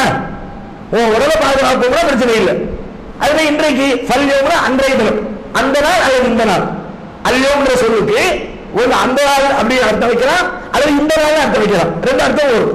அப்ப இந்த நாள் உன்னை பாதுகாப்போம் அல்லாஹ் சொன்னா எந்த நாளும் பாதுகாப்பான என்று அர்த்தம் கொடுக்கிறது. இந்த நாள் இந்த ஒரு நாள் மட்டும்தான் குறிக்கும், அது ஒற்றை ஒரே ஒரு நாள் தான் குறிக்கும். ஐயாம் என்று சொன்னால் கூட 10 நாட்களை குறிக்கும். பல்லையாம்னு சொன்னா கூட இந்த நாட்கள்னா இந்த உலகம் இருக்கக்கூடிய நாட்கள் எடுத்துக்கொள்ளலாம். ஒரே ஒரு குறிப்பிட்ட நாளில் பாதுகாப்பதாகத்தான் அல்லாஹ் குர்ஆனில் சொல்கிறானே தவிர காலத்திற்கும் ஃபிரௌனுடைய உடலை பாதுகாத்து வைப்போம் என்று அந்த குர்ஆனுடைய வசனத்தில் சொல்லப்படவே இல்லை. அதோடு இன்னொன்னு நீங்க கவனிக்கணும், அதுல அல்லாஹ் உடம்ப பாதுகாப்போடு மட்டும் சொல்லல. அப்படி இருந்தா கூட சரி, உடம்பு ஏற்று போடலாம். அதுல என்ன வருது, உன் உடலோடு உன்னை பாதுகாப்போம். உடலை பாதுகாக்கிறது என்ன, உடலோடு ஒண்ணு பாதுகாக்கிறா என்ன, ரெண்டு வித்தியாசம் இருக்குல்ல. உடலை மட்டும் பாதுகாக்கிறாங்க, உடம்ப பாதுகாப்புன்னு சொல்லிட்டு போக வேண்டியதானே. உடம்போடு ஒண்ண பாதுகாப்போம்னா செத்து போன உயிர் இல்லாத சடலம் இருந்தால் அதுக்கு பேர் உடல். உடலுக்குள்ள உயிர் இருந்துச்சுன்னா, உடலும் உயிரும் சேர்ந்திருந்தா அவரை தான் உண்மை என்னன்னு சொல்லுவோம். நீ நான் என்று பேசுவோம், யாரை பத்தி பேசுவோம், உயிரோடு இருக்கிறத பேசுவோம். அல்லாஹ் இங்க என்ன சொல்றான், உடம்போடு ஒன்ன பாதுகாப்ப. என்ன அர்த்தம்னா, ஒன்ன சாகடிக்காம எல்லாரும் செத்துட்டான், கடவுளுடைய எல்லாரும் மூழ்கியாச்சு, மூழ்கின 2வது நிமிஷம் 3வது நிமிஷம் எல்லாம் மூத்தா போயிட்டான். ஆனா இன்னைக்கு ஒண்ணு நான் மூத்தாக்க மாட்டேன், ஒன்னை இன்னைக்கு வெளியில போட்டுவோம், நீ உயிரோடு கிடப்ப. இன்னைக்கு ஒரு நாளைக்கு உன் உடம்ப தூக்கி வெளியில போட்டுருவோம்.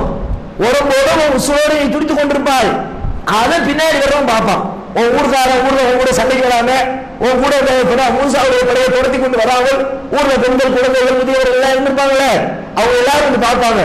அவங்க எல்லாரும் பார்த்துட்டு பாத்தியா எப்படி இருந்தா, என்ன ஆட்சி செஞ்சா, எப்படி ஒரு ஆட்டம் போட்டு கொண்டு இருந்தா, அவருடைய நிலைமையை பாரு அப்படின்னு உன்னுடைய கடைசி நேரத்தில் உன்னை பார்த்து அவர்கள் பாடம் படித்துக் கொள்வதற்காக ஒருத்தனா பாதுகாப்பா வைப்பேன்.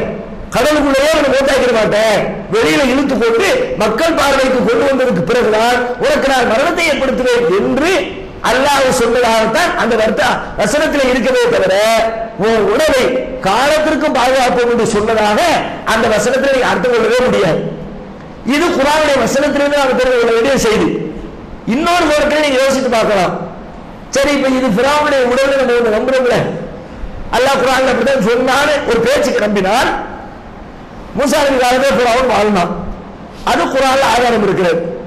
கடலிலே மூழ்கடிக்கப்பட்டான், அதுக்கும் குர்ஆன்ல ஆதாரம் இருக்கிறது. ஒரு உடம்பை பின்னாடி எடுத்து வைத்திருக்கிறார்கள், அதுக்கு கண்ணில் காட்டுறாங்க இந்த ஒரு உடம்பு இருக்குது. நம்ம கேள்வி என்ன, இந்த உடம்புல அந்த ஃபிரௌன் எப்படி கம்பேர் பண்ணி சொன்னான்? இந்த உடம்புக்கு பர்டிகுலர் இந்த உடம்புக்கு இந்த பாடி தான் ஃபிரௌனுடைய பாடி எப்படி கம்பேர் பண்றது? இப்போ ஒரு சொத்து கிடைக்கிறாரு, இவர் யாருன்னு எப்படி சொல்வது? அவரை பத்தி அவரை பார்த்தவங்க, அவருடைய நோக்க தெரிஞ்சவங்க, அவருடைய சொந்தக்காரங்க இருந்தா இவர் தான் அவரும் சொல்லுவாங்க. பக்கத்து கடையில வெடிக்கடை வச்சிருந்தாருங்க, நமக்கு தெரியுமே, பழக்கம் 10 வருஷம் பழக்கம்னு சொன்னா செத்து போன பாடியை காட்டணும்னா இவர் தான் அவரும் சொல்லுவாங்க. இப்போ ஃபிரௌன் 20ஆம் நூற்றாண்டில் கண்டெடுக்கப்படுகிறது அந்த பாடி, இது ஃபிரௌனுடைய பாடி தான் சொல்வதாக இருந்தால் ஃபிரௌன் வாழ்ந்த காலத்தில் யார் அவரை பார்த்தார்களோ அவர்கள் தான் இன்றைக்கு சொல்ல முடியும். அப்படிப்பட்ட யாருமே இல்லை. பிறகு எப்படி நம்புறது? இதுதான் ஃபிரௌனுடைய பாடி என்று எவனுக்கு கன்ஃபார்ம் பண்றது? இன்னொரு கோணத்திலையும் சிந்திச்சு பார்க்கலாம். மரபணு சோதனை நடத்துவார்கள். மரபணுக்கள் சோதனை வழியாகவும் இந்த பாடி யாருடைய பாடின்னு கண்டுபிடிக்கலாம். மரபணு சோதனை என்ன? ஒரு ஆள் மூத்தா போயிட்டாரு, அவருடைய வாரிசுகள் இருந்துகிட்டே இருக்கிறாங்க. ஒரு 10 தலைமுறைக்கு பின்னாடி ஒரு பையன் அவருக்கு பிறக்கிறான். அந்த பையனுடைய மரபணுவை எடுத்து அந்த செத்து போய் கிடக்கிற அந்த பாடியிலிருந்து ஒரு மரபணுவை எடுத்து ரெண்டையும் லேபலை கொடுத்து டெஸ்ட் பண்ணுனா இந்த பாடிக்கும் அந்த பாடிக்கும் இருக்கிற சம்பந்தத்தை கண்டுபிடிச்சிடும். இவருடைய தாத்தாக அவருடைய 10வது தலைமுறையில இவர் வந்திருக்கிறாரு, அதை வச்சு உறுதி செய்யலாம். அப்படி ஃபிரௌனை இது ஃபிரௌன் தான் என்று உறுதி செய்வதற்கு ஃபிரௌனுடைய 25வது தலைமுறை இந்த உலகத்தில் வாழுது, 55வது தலைமுறை உலகத்தில் இருக்குது, யாராவது காட்ட முடியுமா? யாருமே இல்லையே. இருக்கிறாங்களா இல்லையா தெரியலையே. பிறகு எப்படி இதுதான் ஃபிரௌனுடைய பாடி கன்ஃபார்ம் பண்றது? இன்னொரு கோணத்தில் சொல்றாங்க, வருஷத்தை வச்சு சொல்லலாம். எத்தனை வருஷத்துக்கு முந்தி உள்ள பாடி தெரியுமா? அதை கன்ஃபார்ம் பண்ணிடுறாங்க. இன்னைக்கு இத்தனை ஆயிரம் வருஷத்துக்கு முன்னாடி உள்ள உடல் இது, இத்தனை ஆயிரம் வருஷத்துக்கு முன்னாடி உடல் என்று சொல்லலாம். ஆனால் ஃபிரௌன் உலகத்திலே இத்தனை ஆயிரம் ஆண்டுகளுக்கு முன்னால் தான் வாழ்ந்திருக்கிறார் என்று எதை வச்சு கன்ஃபார்ம் பண்றது? குர்ஆன்ல சொல்லப்படுது. கிமு 2038 ஃபிரௌன் வாழ்ந்தான்னு சொல்லப்பட்டிருக்கா? மூசா நபியுடைய காலம் சொல்லப்பட்டிருக்கா? அப்படி இருந்தா கூட 10,000 வருஷத்துக்கு முன்னாடி ஃபிரௌன் இருந்திருக்கான். இந்த பாடியும் 10,000 வருஷத்துக்கு முன்ன பாடி, அப்ப கிட்டத்தட்ட இது ஃபிரௌனுடைய பாடியாக இருப்பதற்கு வாய்ப்பு இருக்கிறது என்று யூகிக்கலாம். அதுவும் இல்லை. அப்ப எப்படிதான் சொல்றது? எதை வைத்து இந்த ஃபிரௌனுடைய பாடி என்று உறுதி செய்வது. அவ என்ன பண்ணிட்டோம், சில பேர் இந்த காலத்தில் இருக்கிற பாடியை கிடக்க உடனே அறிஞர்கள் பேர்ல இதுதான் ஃபிரௌன் பாடின்னு சொன்ன உடனே குர்ஆனை மெய்ப்படுத்துது என்று நினைத்துக் கொண்டு குர்ஆனுடைய வசனத்தை சரியாக தீர்க்கமாக சிந்தித்து பார்க்காமல் அழகா சொல்றாங்களேன்னு சொல்லி நம்மளும் சொல்லிட்டோம். நாமளும் சொல்லத்தான் செஞ்சோம். சொல்லுகிற காலத்தில் முழுமையா நம்பித்தான் வேணும். ஏதோ வேறு தெரியாம சொல்றேன், அது கரெக்ட் தான், 100% உண்மையத்தான் சொல்றாங்க என்று அதன் மீது நம்பிக்கை வைத்து சொன்னோம். ஆனால் சிந்தித்து பார்க்கிற பொழுது அந்த நம்ம சொன்ன விஷயம் நமக்கு அவங்க தப்பான செய்தியை சொல்லிட்டாங்க, அதை எப்படி உறுதிப்படுத்துறாங்க நம்ம கேள்வி கேட்கல, அவங்க சொன்னாங்கன்றதுக்காக நம்ம எப்படி நம்புறது, அதுக்கான ஆதாரம் என்ன என்பதை சிந்திச்சு பார்க்கும் பொழுது இது ஃபிரௌனுடைய பாடியாக இருப்பதற்குரிய 100% உத்தரவாதம் நம்மளுக்கு தேவை. அடிச்சு சொல்றதுக்கு எந்த ஆதாரமும் இல்லை. அதையெல்லாம் விட இன்னொரு முக்கியமான மேட்டர் தெரியுமா, சமீபத்தில் செய்திகள் வருகிறது, ஃபிரௌனுடைய பாடியில சில இடங்களில் அரிப்பு ஏற்பட்டு இருக்கான். அதை சரி செய்வதற்காக நிபுணர்கள் சில மருந்து வகைகளை எல்லாம் பயன்படுத்தி சில தைலங்களை எல்லாம் பயன்படுத்தி அந்த அரிப்பை தடுக்கிற வேலைகளை செய்கிறார்கள் என்று செய்தி வருகிறது. அல்லாஹ் பாதுகாத்தாம்னா அல்லாஹ் பாதுகாக்கிற பொருள் எப்படி அரிப்பு வரும்? அல்லாஹ்வுடைய பாதுகாப்புல குறைவு வருமா? அல்லாஹ் பாதுகாத்தா அதுல எந்த டேமேஜ் ஏற்படாத. நீங்க நெருப்புல தூக்கி போட்டு எரிச்சாலே டேமேஜ் ஆகக்கூடாது. அப்பதான் அல்லாஹ்வுடைய பாதுகாப்புக்கு கேரண்டின்னு அர்த்தம். குர்ஆன் அல்லாஹ் இறக்கி வச்சான். குர்ஆனை அல்லாஹ் பாதுகாப்புன்னு சொல்றாங்களே, இன்னைக்கு உலகத்தில் இருக்கிற மொத்த குர்ஆனையும் எடுத்துருவாங்க, தீல போட்டு எரிச்சுவோம். அடுத்த 10 நிமிஷம் திரும்ப குர்ஆனை கொண்டு வர முடியுமா இல்லையா? கோடானு கோடி ஆதிவேர் உலகத்தில் இருக்கிறார்கள்.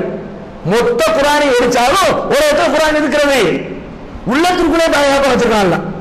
குர்ஆன்ல கூட அப்படித்தான் சொல்லி காட்டுகிறான், ஆயாத்தின் பையினாத் ஃபீ சுதூரில் லதீன ஊத்துல் இல்ம், இந்த தெளிவான வசனங்களை அறிவுடையவர்களுடைய உள்ளத்திலே வைத்து பாதுகாக்கிறோம். அப்ப உலகத்துல அல்லாஹ் பாதுகாப்புனா நீ என்னத்தை செஞ்சாலும் அது இருக்கும். உலகத்துல எத்தனை மக்களை கொன்றாலும் இருக்கும், எத்தனை புத்தகங்களை அழித்தாலும் இருக்கும். அப்படி பாதுகாப்பு அல்லாஹ்வுடைய பாதுகாப்பை நம்ப வேண்டிய நாம இது ஃபிரௌனுடைய உடம்பு தான் அப்படி நம்புதா? அப்ப அல்லாஹ்வுடைய பாதுகாப்பு கேள்விக்குறியாக கரெக்டா பாதுகாக்கல, மனுஷன் தான் பாதுகாக்கக்கூடிய வேலைகளை செய்யறான் என்ற சிக்கல் எல்லாம் ஏற்படுகிறது. அதை யோசித்து பார்க்கும் பொழுதும் இந்த வசனத்தில் சொல்லக்கூடிய கருத்தும் நாம நம்பிக்கை வைத்துக் கொண்டிருக்கிற செய்தியும் முரண்பாடா இருக்கிறது என்று விளங்குகிறது. அது மாதிரி அல்லாஹ் உடலை பாதுகாக்கிறாருன்னா இப்ப நீங்க எல்லாம் பாக்குறீங்களே, அதை யாராவது உடம்புன்னு சொல்ல முடியுமா? நெசமா எலும்பு கொடுத்தானே இருக்குது, எலும்பு கொடுக்கும் மேல தோல் போட்டிருக்கு, அவ்வளவுதானே. உடம்புக்கு எலும்பு கொடுத்து பேசணும் இல்லையா? உடம்புனா தொட்டு பார்த்து செத்து போன ஒரு மையத்து இருக்கிறது, அதை போய் தொட்டு பாருங்க. ஃபிரௌனுடைய சடலம் என்று சொல்லப்படுகிற ஒரு பாடி இருக்குது, அதை தொட்டு பாருங்க. ரெண்டுக்கு இடையில என்ன வித்தியாசம் இருக்கும்? இது சதையோடு பிடிக்கும் போது தெரியும், பாடியை தொடுற ஃபீலிங் இருக்கும். அது வெறும் எலும்பு தொடுற, எலும்புக்கு மேல தோலை சுத்தி வச்சிருக்கான். கண்ணு இருக்கிறத ஓட்டதான் இருக்குது, கண்ணை காணும். கண்ணுனா கண்ணு இருக்கிறதுல பாடியை பாதுகாத்தா கண்ணு, மூக்கு, காது, வாயு, பல்லு, நரம்பு எல்லாத்தையும் பாதுகாப்புன்னு அர்த்தம். தலையை மண்டை ஓட்ட மட்டும் பாதுகாப்பான், அது வேற ஒரு தோலை மட்டும் பாதுகாப்பான், உள்ளுக்குள்ள எலும்பு அப்படியே சொன்னா பாதுகாப்போம்னா கண்ணுல இருந்து, காதுல இருந்து, மூக்குல இருந்து, பல்லுல இருந்து எல்லாத்தையும் சேர்த்து பாதுகாக்கணும். எல்லாம் பாதுகாப்பா இருக்குதா? கண்ணை காணும் ஓட்டதான் இருக்குது, பல்ல காணும் ஓட்டதான் இருக்குது, அதுக்குள்ள நாக்க காணும் அந்த கூடு தான் இருக்கிறது. அப்ப அதை இப்படி இப்படி பல கோணத்தில் நாம சிந்தித்து பார்க்கிற பொழுது இன்றைக்கு ஃபிரௌனுடைய உடல் என்று சொல்லப்படுகிற அந்த உடல் அது குர்ஆனில் சொல்லப்படக்கூடிய ஃபிரௌனுடைய உடலாக இருப்பதற்குரிய சாத்தியக்கூறுகள் இல்லவே இல்லை. ஒரு தவறான செய்தியை அது சில பேர் சொன்னார்கள் என்பதை கேட்டுக்கொண்டு நாமும் அதை மக்கள் மத்தியில் கொண்டு போய் சேர்த்து விட்டோம். அது அந்த கருத்திலிருந்து நாம நம்மை மாற்றிக்கொள்வதுதான் சரியான குர்ஆனுக்கு நெருக்கமான ஒரு நிலைப்பாடாக இருக்கும். இது வரலாற்றோடு சம்பந்தப்பட்ட செய்தி இல்லை, இருந்தாலும் ஃபிரௌனை பற்றிய செய்தி வந்ததுனால அதோடு சேர்த்து நாம இதை தெரிந்து கொள்கிறோம். அடுத்து ஃபிரௌன் அழிக்கப்பட்டுட்டான், மூசா நபி காப்பாற்றப்பட்டு விட்டார்கள், கடல் வெளியில வந்தாச்சு. அல்லாஹ் கூட்டிட்டு போனானே ஃபிரௌனை போய் பேச சொல்லும் போது என்னோட சிலவர்களை அனுப்புன்னு சொன்னாங்களே, எங்க கூட்டிட்டு போக சொன்னா? எங்க என்று சொன்னால் அந்த அந்த அந்த எங்க போக சொன்ன செய்தியும் குர்ஆனில் இருக்கிறது. இன்றைக்கு இருக்கிற பாலஸ்தீனம் இருக்கிற இஸ்ரவேலர்கள் எது தங்களுடைய பூர்வீகம் என்று சொல்கிறார்களோ அநியாயமான முறையில் முஸ்லிம்களுக்கு சொந்தமான தேசத்துக்குள்ள அக்கிரமமான முறையில் கூடி அமர்ந்து தங்களுக்குரிய தேசம் என்று சொல்லிக் கொண்டிருக்கிறார்களே, இந்த பகுதிக்குத்தான் போகுமாறு அல்லாஹ் கட்டளையிட்டான். குர்ஆன் அல்லாஹ் சொல்லி காட்டுகிறான் 5வது அத்தியாயத்தில் மூசா நபி வந்து தன்னுடைய மக்களுக்கு சொல்கிறார்கள், யா கௌமி உதுகுல் அர்லல் முகத்தஸத்தல்லதி கதபல்லாஹு லக்கும், என் சமுதாயமே, அல்லாஹ் உங்களுக்காக வாக்களித்திருக்கிற, திட்டமிட்டு வைத்திருக்கிற இந்த பரிசுத்தமான பூமிக்குள் நீங்கள் நுழையுங்கள் என்று மூசா தன்னுடைய சமுதாயத்திற்கு சொன்னார். அதுதான் பரிசுத்த பூமின்னு சொல்லுவார். பைத்துல் முகத்தஸ் சொல்றோம்ல, பரிசுத்தமான வீடுன்னு, அந்த பகுதிக்கு அல்லாஹ்வுடைய பரக்கத் அருள் செய்யப்பட்ட பூமி என்று குர்ஆன் சொல்லுகிறது. அப்ப அந்த குறிப்பிட்ட பகுதியை இன்னொரு வசனத்தில் சொல்லி காட்டுகிறார், வவாஅனாகும் ஜானிபத் தூரில் ஐனரி, தூர் மலையினுடைய வலதுபுறத்தை உங்களுக்காக நாம் வாக்களித்திருக்கிறோம். எகிப்தில் இருக்கிறீங்க, கஷ்டப்பட்டு இருக்கிறீங்க, உங்க எல்லாத்தையும் கொண்டு போய் உங்க தலைமையில நிர்வாகம் இருக்கக்கூடிய ஒரு ஊருக்குள்ள உங்களை அனுப்ப போறோம். அது இந்த பாலஸ்தீன பகுதி தான், தூர்மலையினுடைய வலதுபுறத்தில் இருக்கக்கூடிய அந்த ஏரியாவா, அந்த ஏரியா உங்களுக்காக நாங்கள் விதியாக்கி இருக்கிறோம் அப்படின்னு குர்ஆன் சொல்கிறது. இந்த செய்தி யூதருடைய வேதத்திலும் இருக்குது. பைபிள்ல பழைய ஏற்பாடு தானே யூதருடைய வேதமா வச்சிருக்கிறாங்க. அந்த யூதருடைய பைபிளில் சொல்லப்பட்டிருக்கிறது வாக்களிக்கப்பட்ட தேசம். இஸ்ரேலை பற்றி சொல்லும் பொழுது நாமெல்லாம் இஸ்ரேல் சொல்லுவோம். ஆனா யூதர்கள் என்ன சொல்லுவாங்கன்னா, எங்களுக்காக வாக்களிக்கப்பட்டிருக்கிற தேசம், கர்த்தரால் தேர்வு செய்யப்பட்டிருக்கிற தேசம், அப்படிதான் அந்த இடத்தை பத்தி அவங்க தங்களுடைய பேச்சுக்கள்ல எழுத்துக்கள்ல அப்படிதான் குறிப்பிடுவார்கள். அல்லாஹ் அந்த வார்த்தையை குர்ஆன்ல குறிப்பிடுகிறார். உங்களுக்காக விதிக்கப்பட்டிருக்கிற அந்த பூமிக்குள்ளே நீங்கள் நுழையுங்கள் என்று எகிப்திலிருந்து வெளியேறியவர்களை பாலஸ்தீனத்திற்குள் குடியேறுங்கள் என்று மூசா நபி அல்லாஹ்வுடைய கட்டளையின் பேரில் சொல்கிறார்கள். முகத்தஸத்தல்லதி கதபல்லாஹு லக்கும் வலா தர்தது அலா அதுபாரிக்கும் ஃபதன்கலிபு ஹாசிரீன், உள்ள போங்கப்பா, ஓடி போயிடாதீங்க, கோழையாயிராதீங்கன்னு மூசா நபி அறிவுரை சொல்றாங்க. ஆனா உள்ள போறது லேசா போக முடியாது.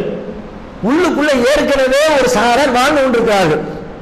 அதுல நிறைய பேரு மக்களை இதே மாதிரி ஃபிரௌன் மாதிரி அடிமைப்படுத்தி அடக்குமுறை செஞ்சு ஒருத்தன் அடிச்சு துன்புறுத்திக்கிட்டு இந்த மாதிரி ஒரு பெரிய ரவுடி டீம் ஒன்று அங்க இருக்கிறது.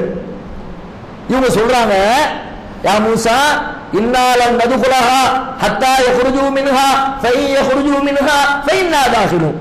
மூசாவே, நீங்க பாலஸ்தீனத்துக்குள்ள போங்கன்னு சொல்லிவிட்டீங்க, அதெல்லாம் போக முடியாது. உள்ளுக்குள்ள ஏற்கனவே பஞ்சாயத்து பேர் உட்கார்ந்துட்டு இருக்கிறான். இப்பதான் அவன் இருந்து தப்பிச்சு வெளியில வந்திருக்கிறோம். ஃபிரௌனுடைய கோபையிலிருந்து திரும்ப அவன்கிட்ட மாட்டுவேன் முடியாதப்பா, நாங்க அதெல்லாம் உள்ளுக்கு போக முடியாது என்று பனு இஸ்ரவேலர்கள் சொல்ல மூசா நபி திரும்ப திரும்ப சொல்லி பார்க்கிறான்.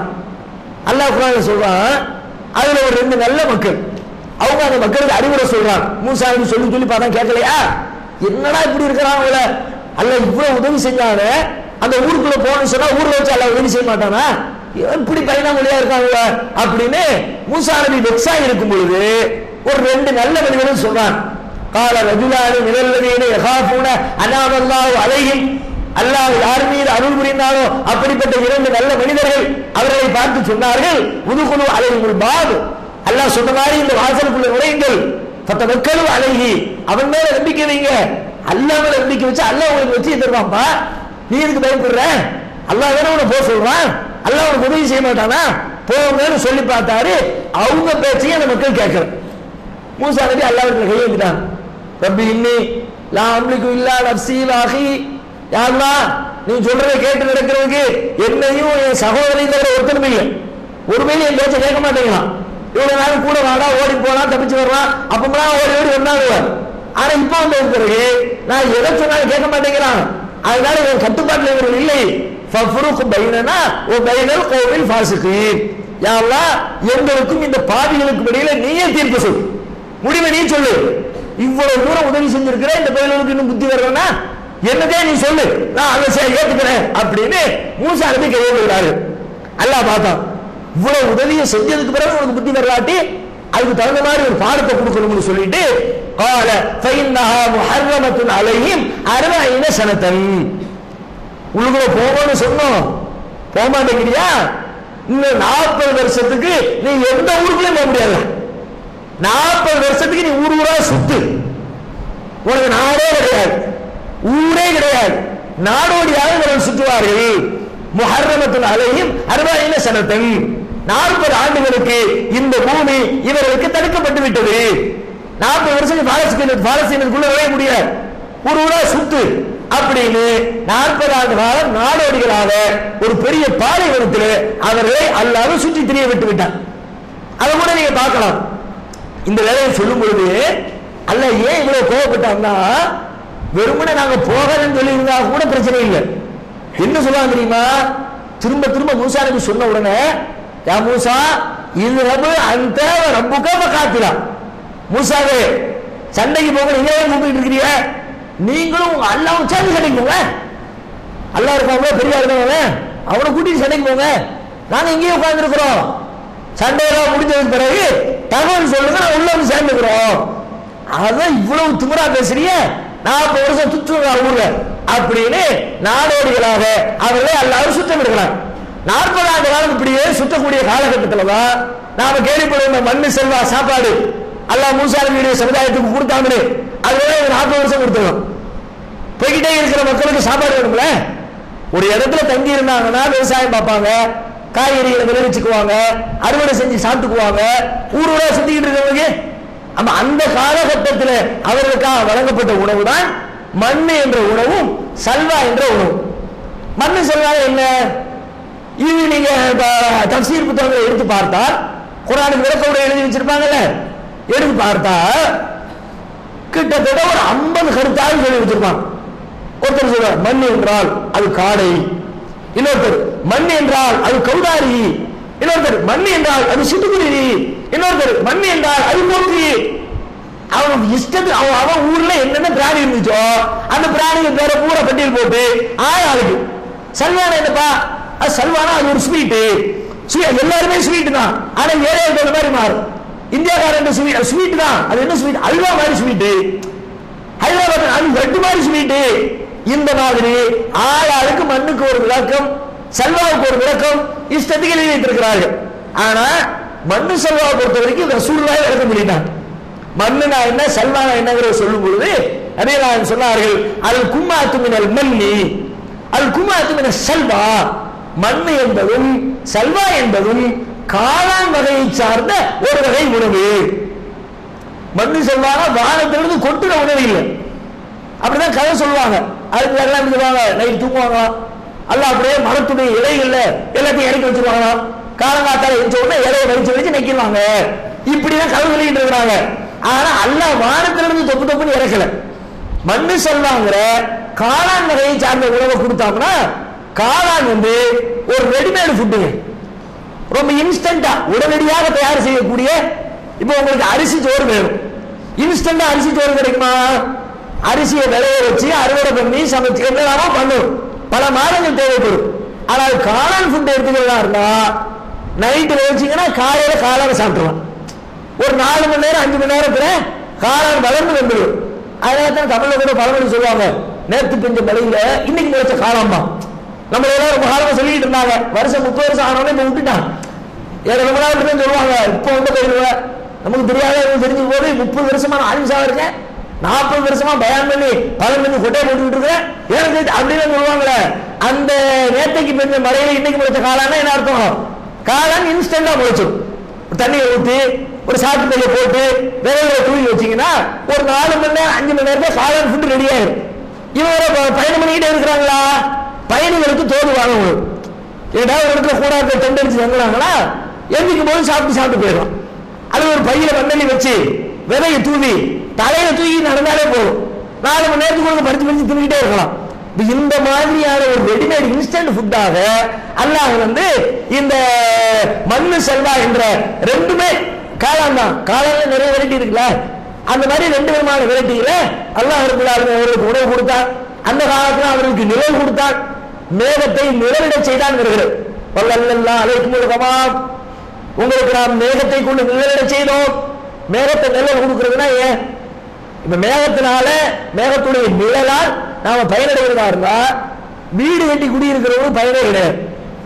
வெயில இருந்து பாதுகாக்கிறதுக்கு தானே மேகத்துடைய நிழலை சொல்லுவாங்க. அது வெயில் இருந்தா என்ன, மேகம் இருந்தா என்ன, நமக்கு வெயில அடிக்க போகும் வீட்டுக்குள்ள, வீடே தெரிஞ்சுக்கிச்சா. நாடோடிகளாக சுத்தக்கூடியவர்களுக்கு தான் மேகத்தின் அவசியம் தேவை. சூரியன் வெளிச்சத்தில் நடந்து கொண்டே போய்கிட்டு இருப்பாங்க, சுட்டெரிச்சுக்கிட்டு இருக்கும், தாங்க முடியாது. அப்ப மேகத்தை கொண்டு போய் அப்படியே ஒரு மேல நடக்க நடக்க நடக்க நடக்க மேகமும் சேர்ந்து கூட நடந்துகிட்டே வரும். அந்த மாதிரி ஒரு உதவி அவர்களுக்கு செய்தோம் என்று இந்த 40 ஆண்டு காலத்தை நிறைய உதவிகளை செய்து அந்த பாலைவன பூமியில் அவர்களை சுற்றி திரிய வைத்துக் கொண்டே இருக்கிறார். 40 ஆண்டு காலம் சுற்றி திரிந்தவர்கள் அதற்கு பிறகு அந்த பூமிக்குள்ளே குடியேறுகிறார்கள். அதுக்கு பிறகு என்ன நடக்குது? அவருடைய வரலாற்று தொடர்ச்சியில் எல்லாம் பேசுறான். அது கொஞ்ச காலத்துக்கு பிறகு மூசா மூத்தா போடுறாங்க. அடுத்து கொஞ்ச காலத்துக்கு பிறகு பைத்துல் முகத்தஸ்ல போய் கூடிய வந்து இவங்க கையில் அதிகாரம்லாம் வந்து நிறைய செல்வாக்கு மிக்க மனிதர்களாக பாலஸ்தீனத்திலே வாழ்ந்து கொண்டிருக்கிற பொழுது மீண்டும் எகிப்திலே ஏற்பட்ட மாதிரி தலைகீழான ஒரு மாற்றம் ஏற்படுகிறது. எகிப்து யூசுப் அலைஹிஸ்ஸலாம் ஆட்சி அதிகாரத்தை கையில் வச்சிருந்தாங்க. ஃபிரௌனுடைய காலத்துல தலைகீழா மாறுறது மாதிரி மூசா நபி காலத்துல பாலஸ்தீனத்துக்குள்ள போனவங்க அவங்க கையில் அதிகாரம் இருந்துச்சு. சில பல ஆண்டுகளுக்கு பிறகு அங்கேயும் நிலைமை தலைகீழாயிடுச்சு. ஊருக்குள்ள பிரச்சனை பண்ணி ஊரை விட்டு அடிச்சு துரத்திட்டாங்க. நீங்களாம் இருக்கக்கூடாதான்னு தாங்குவோம். அப்போ மூசா நபிக்கு பிறகு ஒரு நபி அவர்களோடு இருந்து கொண்டிருக்கிறார். அந்த நபியிடத்துல அவங்க கேட்கிறாங்க, இதுக்கு அலந்தரையில் மலையின் பனி இஸ்ராயீல் மின்பாதி மூசா, மூசாவுக்கு பிறகு அவர்களிடம் இருந்த அந்த நபியிடத்திலே அவரை கேட்டாரே, அதை பத்தி உங்களுக்கு தெரியுமா அப்படின்ட்டு அல்லாஹ் வரலாறு சொல்றான். என்ன சொல்றான்? நபியிடத்துல சொல்றாங்க, நீங்க அல்லாஹ்விடத்துல துஆ செய்து எங்களுக்காக ஒரு மன்னரை ஏற்படுத்தி தாருங்கள். அந்த மன்னருடைய தலைமையில் நாங்கள் போர் செய்து மீண்டும் எங்களுடைய தேசத்திற்குள்ளே நாங்கள் குடியேற வேண்டும் என்று அந்த மக்கள் கேட்கிறார்கள்.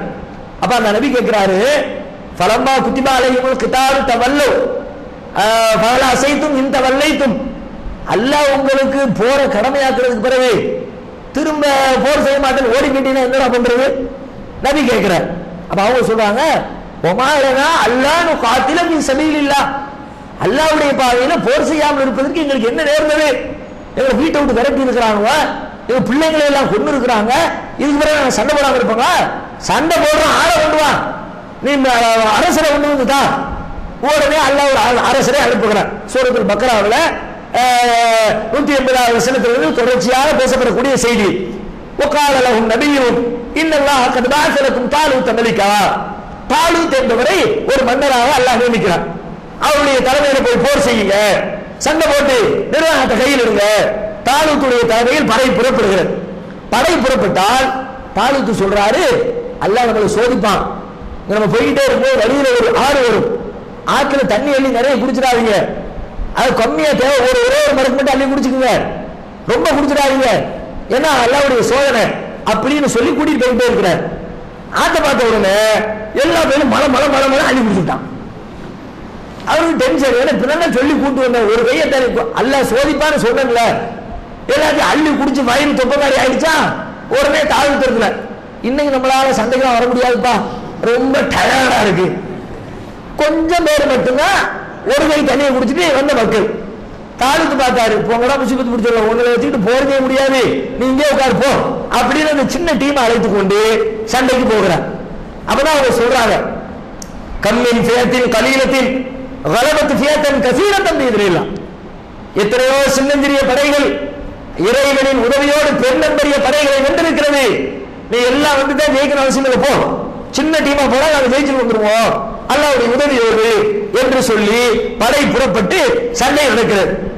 சண்டையில ஒருவர் போர் புரிகிறார், போர் வீரராக, ரொம்ப முக்கியமான ஆள், வீர வீரமாக போர் புரிகிறார்.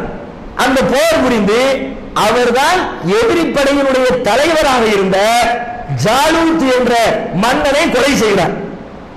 இந்த போர் படையில போய்கிட்டு இருக்கிற ஒரு வீரர், அந்த வீரர் எதிரி படையினுடைய தளபதிய மன்னரை கொன்று வீழ்த்துகிறார். அது யாரு? அவர்தான் என்ன பண்றார்? அல்லாஹ் பிற்காலத்துல அவர் கையில் ஆட்சி அதிகாரத்தை கொடுத்து அவரே மன்னராகிறார். நல்ல வீர வீரமா போடுறாரு, நல்ல திங்க் பண்றாரு, எப்படி வியூ போட்டா எதிரி அட்டாக் பண்ணலாம்னு நல்ல அறிவாளியா இருக்கிறான்னு சொல்லிட்டு அவர் கையில் அல்ல ஆட்சியை கொடுக்கிறார். அவர் யாரு? அவர்கள் தான் நாம மதிக்கக்கூடிய இறை தூதரில் ஒருவராக நபி தாவூத் அலைஹிஸ்ஸலாம். தாவூத் அலைஹிஸ்ஸலாம் தாலூத்துடைய படையில ஒரு வீரராக இருக்கிறார். படையில வீரராக போர் புரிகிறாங்க.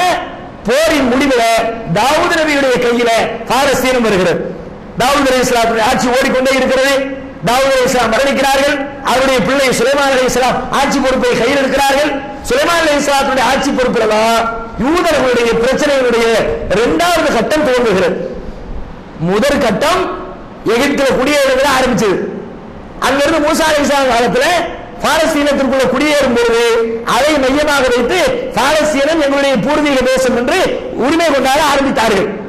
அடுத்த பிரச்சனை எங்க ஆரம்பிக்குதுன்னா சுலைமான் அலைஹிஸ்ஸலாம் காலத்துல சுலைமான் அலைஹிஸ்ஸலாம் ஆட்சியாளராக இருக்கிற பொழுது அங்கே ஒரு பள்ளிவாசலை நிர்மாணிக்கிறார்கள்.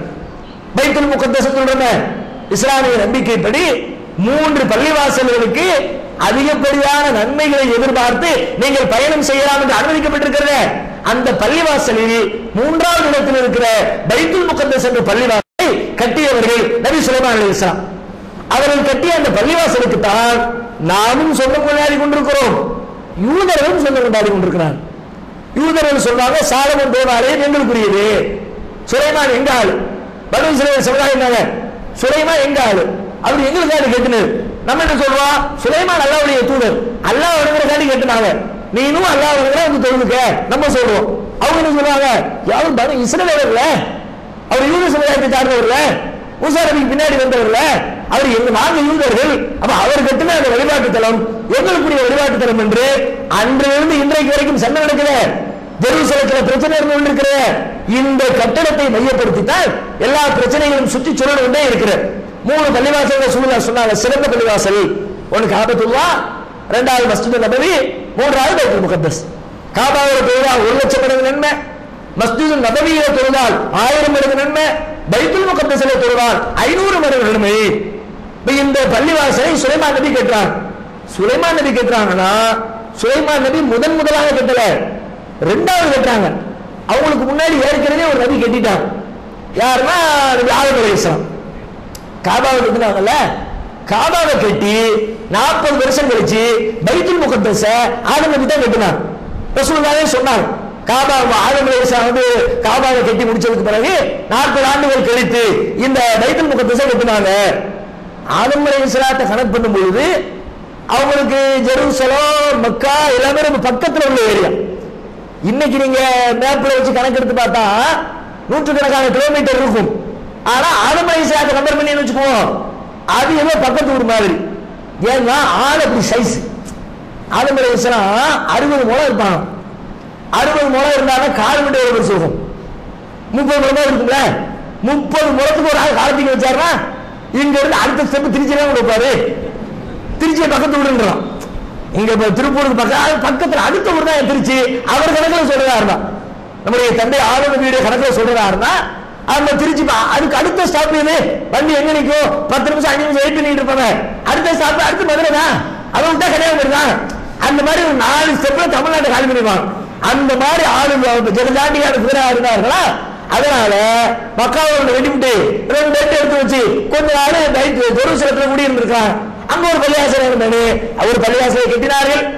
ஆதம் அலைஹிஸ்ஸலாத்துடைய மரணத்திற்கு பிறகு காபத்துல்லா எப்படி சிதிலமடைந்து இப்ராஹிம் நபி புனர் நிர்மாணம் செய்தார்களோ அதே போல ஆதம் அலைஹிஸ்ஸலாத்தின் மரணத்திற்கு பிறகு பைத்துல் முகத்தஸை நபி சுலைமான் அலைஹிஸ்ஸலாம் புனர் நிர்மாணம் செய்கிறார்கள். அப்படி கட்டப்பட்ட பள்ளிவாசல் யூதர்களுடைய பிரச்சனைகளுடைய 2வது மையப்புள்ளி. இதற்கு அடுத்து ஒரு இறை தூதர் தோன்றுகிறார். அவருடைய காலத்திலிருந்துதான் யூதர்களுடைய நவீன கால பிரச்சனை, நவீன கால வரலாற்றுடைய தொடக்கம் தோன்றுகிறது. நவீன கால வரலாற்றை பார்த்துவிட்டு அதற்கு அடுத்ததாக அவர்களுடைய வாழ்விலிருந்து நாம் பெற வேண்டிய படிப்பினைகளும் அவர்கள் இன்றைக்கு எந்த நிலையில் உலகத்தில் வாழ்ந்து கொண்டிருக்கிறார்கள், கடந்த காலத்தில் எப்படி இருந்தார்கள், அந்த நிலைமைக்கு என்ன காரணம், உலகத்திலேயே யூதர்களை மாதிரி துரத்தி அடிக்கப்பட்ட ஒரு சமூகம் வேறு எந்த சமுதாயம் கிடையாது. அடிமேல் அடி வாங்கி உதைமேல் உதை வாங்கி வாழ்வதற்கு இடமில்லாமல் உயிரை கையில் பிடித்துக் கொண்டு உலகமெல்லாம் ஓடிய ஒரே யூதர்கள். அதே போல உலகத்தை எல்லாம் தன்னுடைய கையில வைத்து ஆட்டம் போட்டுக் கொண்டிருக்கிற ஒரு இனமாகவும் யூதர்கள் தான் இருக்கிறார்கள். இந்த மாதிரி அதில் பாதாளத்தில் இருக்கிறவன் அவன் தான், அந்த மாதிரி கோபுரத்தில் உட்கார்ந்து இருக்கணும் அவன் தான். இந்த பாதாளத்திற்கு செல்வதற்கான காரணம் என்ன, கோபுரத்தில் ஏறி அமர்ந்தவர்களுடைய வரலாற்று பின்னணி என்ன என்ற செய்திகளை இன்ஷா அல்லாஹ் அடுத்து வரக்கூடிய நாட்களில் தொடர்ச்சியாக நாம் பார்க்கலாம்.